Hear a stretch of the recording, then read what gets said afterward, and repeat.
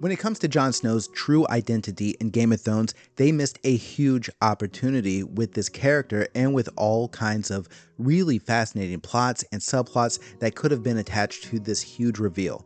And I think it would have completely changed the way this show has been talked about forever. And I'll explain all of that before we end this video. So at the time of recording this, Game of Thrones has been off the air for 6 years, and yet for some reason, I've continued to watch this show over and over, knowing that it's going to end in a way that I really do not like. And I'm not alone. A lot of people did not like the ending of Game of Thrones. But the biggest thing that I've always had a problem with is the handling of Jon Snow's true identity. Not really the reveal, but how it actually impacted the story. And every time I watch this show, knowing how things are going to play out, I seem to hate the way Jon Snow is handled more and more every time. So why doesn't it work, and how could it have been better? Okay, well, first of all, what did it actually mean for the story that Jon Snow was secretly Aegon Targaryen, sixth of his name, and the true heir to the Iron Throne? I'm not going to be lazy and just say that it meant nothing because I disagree with what the show says it means. The show very clearly made Jon Snow's parentage a way to create a fracture in the Jon and Daenerys relationship. And I'm not actually here to say that part of it didn't work. I think it did. I think that in the final season, episodes 4 and 5 make it very clear that Jon was uncomfortable with knowing that Daenerys was his aunt.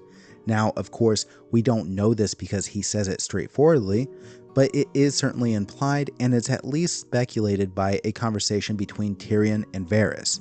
But having Jon and Daenerys in this emotional conflict where it is clear Daenerys wants to be with Jon, Jon still wants to be loyal to her, but he's unwilling to be romantically involved. It allows Daenerys to believe that she is truly alone, ultimately deciding that she'll rule by fear and not love. And that really wraps up the impact of Jon Snow's reveal in the show. It was just one of many things that drove Daenerys over the edge. It wasn't even the main thing, as David Benioff would tell you. It was an accumulation of things. And if circumstances had been different, I don't think the side of Dany ever would have come out. If Cersei hadn't betrayed her, if Cersei hadn't executed Missandei, if Jon hadn't told her the truth, like if all these things had happened in any different way, then I don't think we'd be seeing this side of Daenerys Targaryen. And then D.B. Weiss follows this up.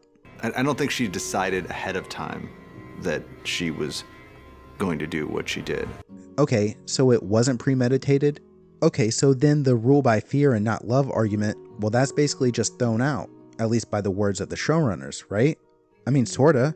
I know a lot of people feel like Jon Snow's reveal had an impact by creating dissent from Sansa and then also Varys.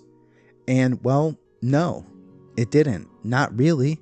Sansa was already expressing a reluctance to Daenerys from the very beginning of Season 8, all the way up until Jon reveals his true identity to her and Arya. Sansa states her conflict very straightforwardly to Daenerys herself. She wants the North to be independent. So Jon's identity isn't really the thing that puts Sansa against Daenerys, because that scene happens before Jon reveals himself to Sansa. It just becomes something that Sansa can then weaponize, and it really just further complements her opposition to Daenerys. And for Varys, even when you go back to Season 7, Varys was already beginning to have concerns about Daenerys, and he expresses this to Tyrion over the executions of Randall and Dickon Tarly. And I absolutely hate the way they framed Daenerys in that moment, and I've got a whole video about it if you want to check it out. I'll put a link in the description. But this is it. That really summarizes the entire impact of Jon's true identity for Game of Thrones. And I think after building towards this for the entire show, basically revealing to the audience this huge twist at the end of not only Season 6, but basically doing it again at the finale of Season 7, to have it really only serve as just the slightest additions to the other characters' motives, that being Daenerys, it's very underwhelming. And now I know a common rebuttal from fans that actually are okay with Jon's story is that it would be such a typical cliche to have the secret prince trope that is destined to rule, and anyone that didn't like Jon's ending, well, they just wanted the predictable heroic conclusion that had Jon end up as king. And while that might be true for some fans, and that's what they really wanted, I don't think that's the missed opportunity at all. The real missed opportunity is that there was a lot of story that just never made it to the screen. Jon finding out that he was never a bastard is never something we truly get to explore. Jon falling in love with Daenerys only to find out that she's his aunt is also something we don't really get the most out of either. And him being uncomfortable with that relationship due to the incest, I think is actually a mistake. It's a conflict, no doubt, but it eliminates a much broader and I think more compelling conflict that spans politically, socially, and personally between the two characters, Jon and Daenerys. Here's what we do not get. We don't ever get to explore what Jon's true parentage means to him. Now, you could argue that Jon has already come to terms with the notion that regardless of who your parents are, or whether you're highborn, lowborn, or a bastard, people all have much more in common than they have differences. This is really demonstrated well as Jon grows sympathetic to the wildlings across the first 5 seasons, and that's a great way for his character as a bastard to be at peace with his identity. But when it's revealed to Jon that he's not a bastard and he's actually the pinnacle of the social and political order, that's a huge confrontation with any acceptance that he's made regarding being a bastard. It'd be like living your entire life as a homeless person, living on the street, being miserable about it, making peace with that reality eventually, but then only to find out that a billionaire died and named you as the primary beneficiary in their will. The character's whole reality has just been challenged, and as a storyteller, when you make such a huge reveal to Jon Snow and you challenge him, you can't just dismiss how impactful this would be, but that's exactly what happens. Game of Thrones presents this as if it means very little to Jon Snow and that it doesn't really change anything. And if this is the case, and that's what you're trying to tell your audience, that Jon Snow's conviction is so great and that it truly does not matter that he's secretly Aegon Targaryen, then why did you make him so compelled to tell Sansa and Arya? You're basically trying to convince the audience that Jon is just stupid or incredibly naive.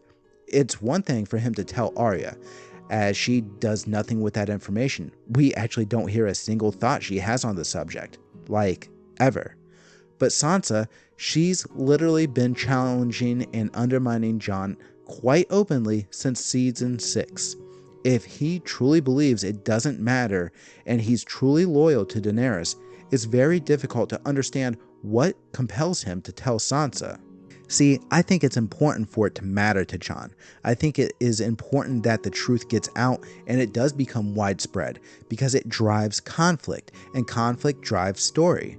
But for Jon, the show depicts him as concluding the personal aspects of this conflict almost as soon as the internal conflict is presented. Problem presented, problem solved, and it all occurs so quickly that we never really get to feel it, at least from Jon's perspective. It doesn't challenge his character.